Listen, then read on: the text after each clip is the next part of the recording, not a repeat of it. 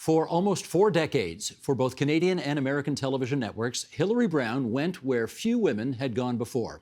War zones in Vietnam, Pakistan, El Salvador, and beyond. She was witness to some of the defining moments of the 20th and 21st centuries and played a part in writing the first draft of that history. She details it all in her new memoir. It's called War Tourist, Memoirs of a Foreign Correspondent. It's filled with both the hair-raising and the effervescent moments of what has been an exhilarating life and career. And Hilary Brown joins us now here in our studio. So lovely to see you again. And it's lovely to be with you again, Steve. I'm going to show some of your work off the top here, which even all these years later, I cannot believe.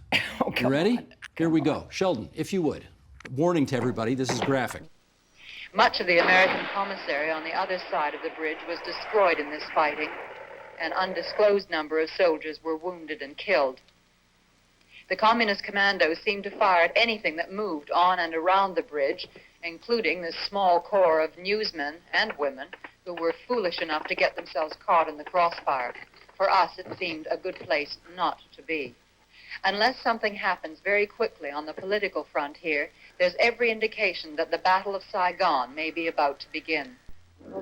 The soldiers behind me are firing at Viet Cong units who are 500 yards away, no more. This is the closest the fighting's ever come to Saigon since the communist offensive in 1968. Story from ABC News, Saigon. That's April 27th, 1975, and I have a 3-letter question for you, Hilary. WTF? What the... No, why? you have to Why? do it. Well, it was very historic, actually, because it was the closest the communist forces had got to Saigon since the Tet Offensive of 1968. And then it was actually on the very eve of the communist takeover of the city, which took place a day later. You did not have to be there. No, I didn't have to be there. Why were you there? Because you're compelled to be there. You get so excited by the story itself. You know, and that this is historic. This is good. They're going to love this in New York. This is. I'm writing the first draft of history. All these, crazy, rather self-regarding illusions that you have, but you're just sort of driven to cover it, to go there, to be there, to put yourself on camera. And in this instance, I seem more sensible to do my stand-up lying down because of the crossfire. We could have maybe stopped a bullet.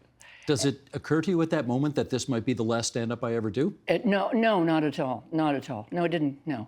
What occurs to you is, I'm getting this story, and we've got to get it out, and this is great. No, you run on a kind of adrenaline when these things happen, really, and your own physical danger, the risk is sort of in the back of your mind. Do you know why you are wired to kind of get off in that situation as opposed to be terrified by it and want to be nowhere near it? I think it's just that I'm kind of a news junkie. Well, so are you. But not to do that kind. Well, maybe, I don't know. But yes, I always was a news junkie, and foreign news is what really interested me, because most of the time foreign news ended up being headline news, so they're big stories generally. They're stories that affect quite often whole nations or whole regions. And so you felt that you really were, bearing witness to something important, and that you were bringing that story to the viewer. And all of that is, tremendously exciting and a great privilege, too. Ironically, for someone who says she sort of fell into being a foreign correspondent, how did that happen? Fell in. Well, I did actually from quite an early age. I mean, the age of 26, 27, I really did want to be a foreign correspondent, not believing that I ever would. Because at that time, and that's sort of the late 60s, and there was a prejudice against women in news. I mean, and not just from pure misogyny, but I think that the male executives actually were afraid. They didn't want to put women in harm's way. And I think they were quite sincere about that. So yeah, from the age of about 26, that's what I really wanted to do. And at the time, I was doing what we call public affairs broadcasting for CBC in Montreal, interviewing people who turn Javex bottles into piggy banks. Not the most compelling kind of work. So it was really, I ended up getting into foreign news reporting by enterprising myself as a freelancer, and I got myself into a war zone, which at the time happened to be Pakistan, just before the outbreak of their war with India in 1971. How many war zones for you? Well, I think about, it depends what you call a war zone, but it would be about 12, from 12 to 19, depending on what you call a war zone. Can I ask you about Iran? Yeah. You came pretty close to death in Iran, Yes, did you I not? did. That was one of my, I mean, many correspondents and people who are in foreign news think of themselves as having maybe 9 lives, and you sort of calculate, well, how many lives have you used up already?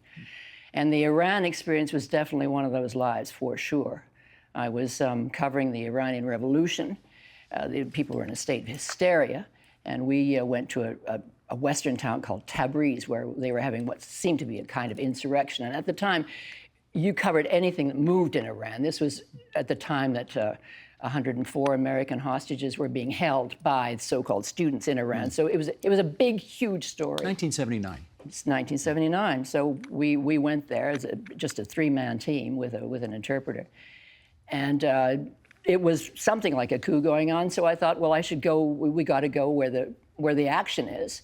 And I always go where my crew goes. I'm not a person to say, you go there and get the shots and I'll just stand here and wait. So I just went into one of these crowds and was immediately swallowed up by this all-male mob who began to maul me, basically, maul me. And nobody, no one, not the police, not the army, had they been there, which they were not, could have got me out of that situation. It was just one person somehow in the crowd that decided, okay, let her go. And then they all let me go, and then I got out. Did you think that was curtains at that Yes, moment? I did. And I'd just given birth to my beautiful son, Jonathan. I mean, I had a 4-month-old baby. And you know what I thought, Steve? It was not, I'm scared. I thought, how could you be so stupid? How could you do this to your child, to your newborn child? How could you have misread this mob? It was all guilt, self-reproach.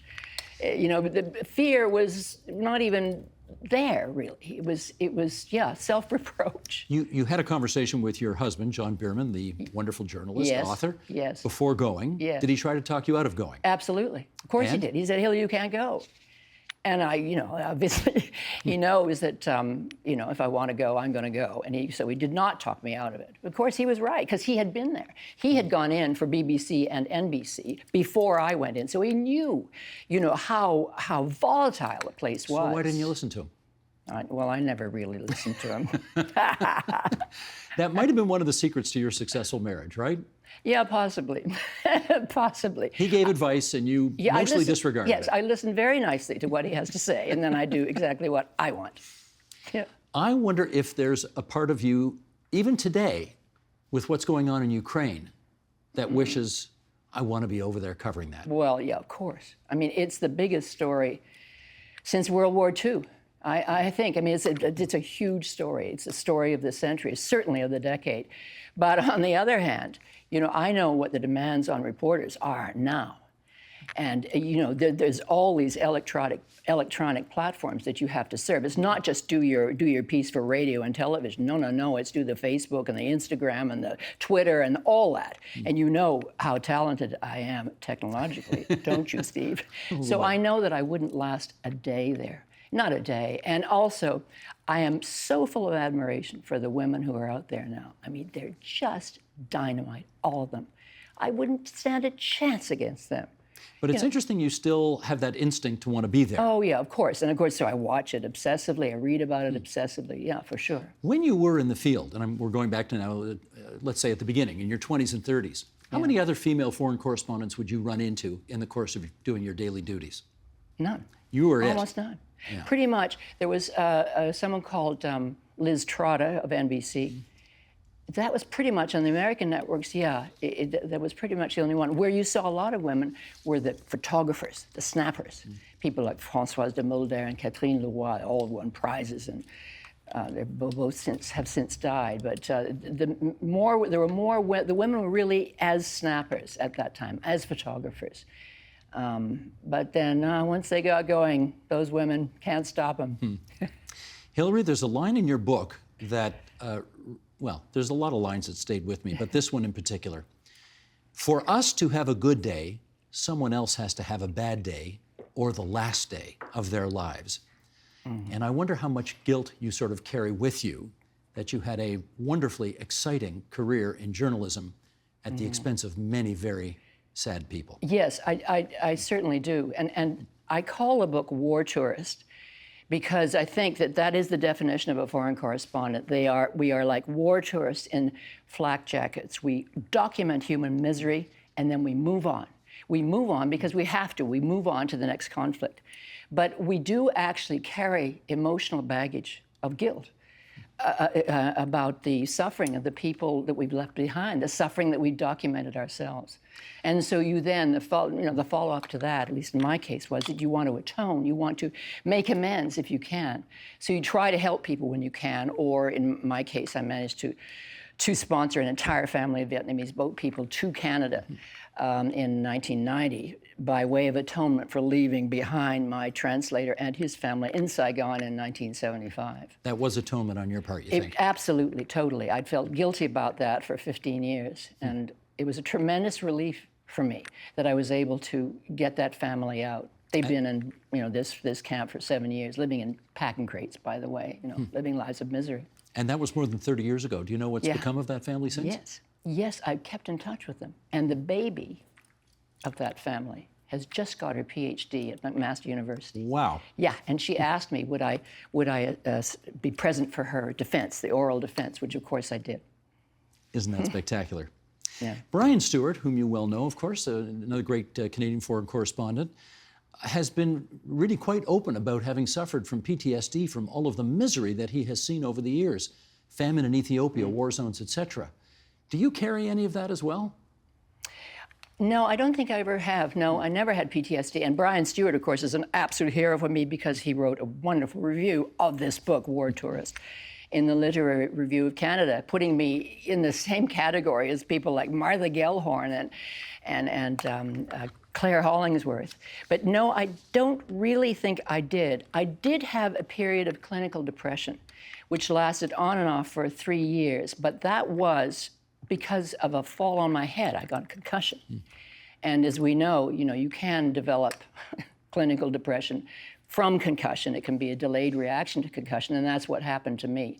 So for those 3 years, I was, worked sort of on and off, and ABC was medevacing me out of places all the time. You were in your 50s at the time. I was in my 50s, and, yes. And I'm trying to remember now, some fancy pants doctor in London, England said you should have shock therapy. That's right, yes, because I didn't respond to the medication he gave me. He said, I don't know what to do with you. I'll give you shock treatment, which I thought was a bit extreme, and I walked out of his office and you with did not John. do? No, I said, this guy's crazier than we are, or than I am. Yeah. You have this fantastic career in being a foreign correspondent, and then one day you decide you're going to come home and you're going to be the anchor of the 6 o'clock CBC Supper Hour News in Toronto. And I happen to have been one of your reporters at the time. Well, exactly. That's where we met. And I remember thinking to myself, this woman could do anything in journalism. Why is she coming here? And what was the answer? Well, the answer was really, again, my son, Jonathan, who, by the way, did the cover of this book. I've got to throw in that plug because I think it's absolutely brilliant. But he was then 4. And I calculated that with ABC, I was on the road at least 70% of the time. So I only saw him for about 30% of the time. And this really, got to me, actually.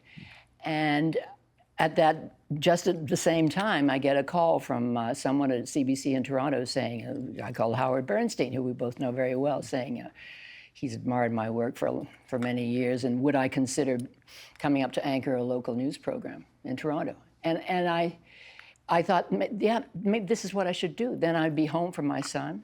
I'd still work. They made a very nice offer where I was able to travel a bit, and I could do long-form news reports. So I don't regret doing that at all.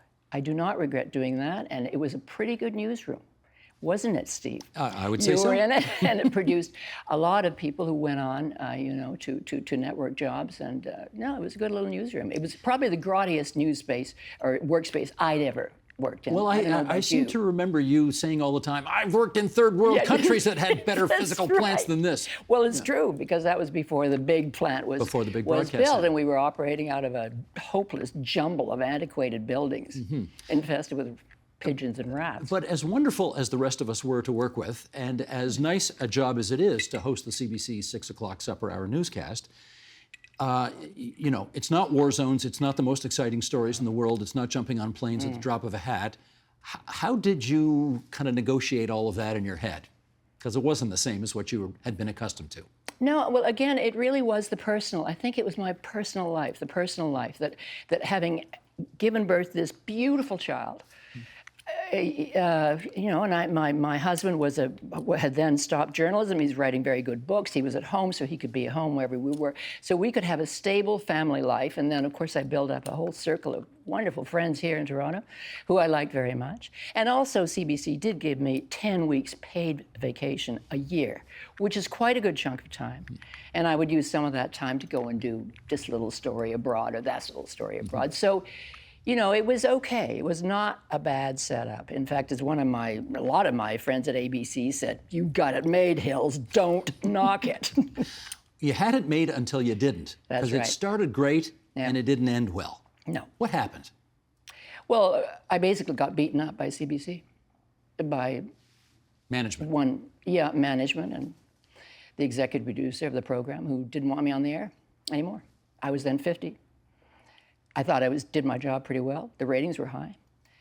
But yeah, I was basically beaten up. And I did not want to stick around and take up their offer of training young reporters for, I think it was $40,000 a year. So we left. We went back overseas, and within a year, ABC hired me because they thought I was still pretty good on the air. So, you know, Steve, sometimes a kick in the teeth is just the kick you need.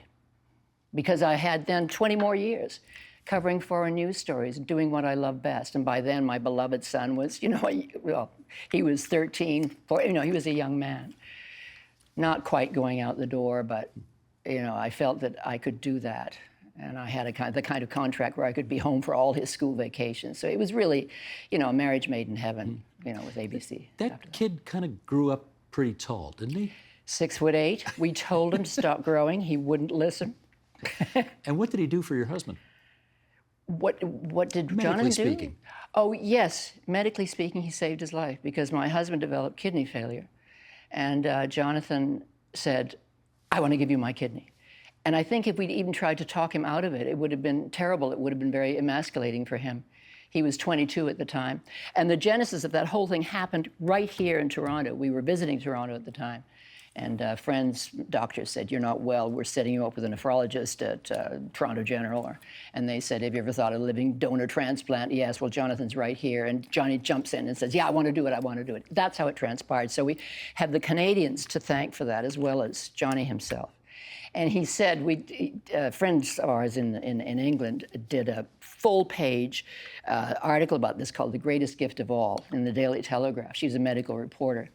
And Johnny said, at the age of 22, "It's the best thing I've done in my life so far." I loved that.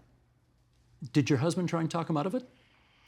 We did, actually. We both tried to talk him out of it. Yes. I mean, yeah, John felt, I can't ask my son to do this. I can't. It's a risk. Yeah, John was ready to just let nature take its course. He did not want dialysis. He did not want to be tethered to a machine. That's very typical of my late husband, John. You know, he wouldn't want to go out that way. So no, he had a couple of months to live, actually. But no, Johnny really wanted to do it. He fixed us with those blue eyes of his, and he was absolutely committed. Yeah. The letter J is a recurring letter when it comes to the loves of your life. Shall we go through this? Your late husband, John Biermann, your wonderful son, Jonathan, Yes. and your new husband, Jimmy. Jimmy, yes. How did Jimmy Yes. come into your life, Hilary? Well, a great friend of mine, one of my best friends, called Diane Francis, and her husband, John Beck, who's chairman of ACON, had a party for me in Toronto in 2011. I'm then living in London, and I've just retired. And after this dinner party, they say, you know, you should really meet this J.D. character. Who? Oh, yeah, I said. Who's he? Where does he live? He lives in Edmonton. Well, I said, you forget it. I mean, you might as well say he lives in Siberia. Anyway, I lived in London, so what is that? 6,000 miles between us. In any event, she persuades me to meet this guy for dinner, as it happened, in London, where he had an apartment.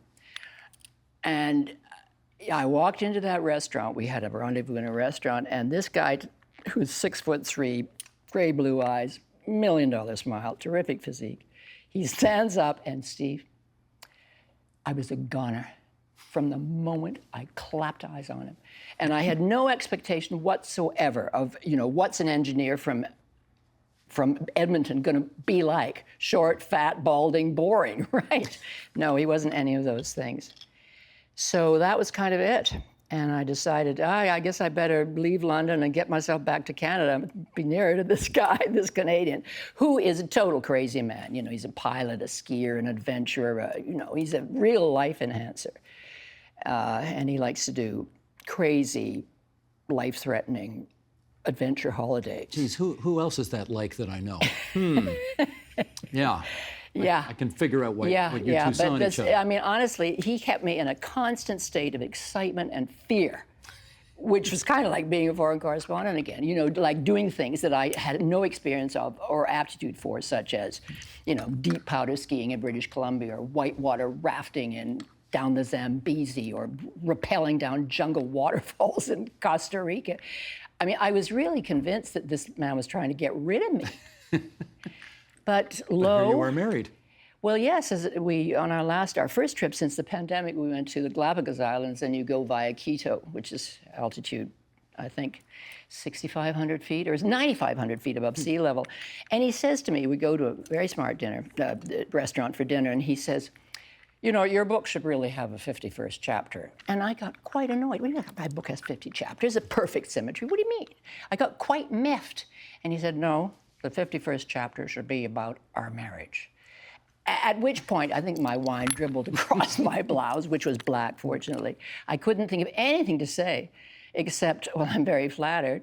And the second thing I said was, but I can't live with you in Edmonton. And he said, that's all right. I don't want you to live with me. We'll just continue the way we are. So everyone says, you'll have a very happy marriage. That's amazing. Yeah. Hilary, I've saved the most important question for last. Who is the greatest left-handed pitcher in the history of the Dodgers? Ha ha. Sandy Koufax. And you said it right. I did. You want to tell the story of when you said it wrong? Well, yeah, I mean, okay. This was actually my foray into news, which was when I was about 26, 27, and I wasn't allowed to report the news, but I was allowed to read the news. When was I allowed to read the news? Late at night, after the late movie, in CBC Montreal. And the studio was a broom closet, basically, with a slave camera that was bolted to the wall. So it was just me, no technicians. And a script would come up from, you know, just without a writer, just a script would appear, and I'd read the script. Yeah, so I'd read all the news and the international news and local news, and then we'd come to the sports news. And the name that kept cropping up was the name of Sandy Koufax. Now that was spelled Koufax. Yes. I didn't know who Sandy Koufax was. I mean, I didn't know anything about sports, so I pronounced it the way it was spelled, which is Koufax. Nobody corrects me because nobody's watching it, right? Except the guy downstairs in the newsroom who's writing this stuff, and it drives me crazy. This guy told me the story, thank God. He said he ran into me in the elevator one day in CBC, and he thought, there's that dumb broad who can't pronounce the name of Sandy Koufax. So he apparently turned to me and said, Sandy Koufax. And I apparently turned to him and said, Hilary Brown, and walked out of the elevator. Love that story. So do I, and thank God he told me this story. Hilary, you've had a hell of a life, and there's still a lot more to go, obviously.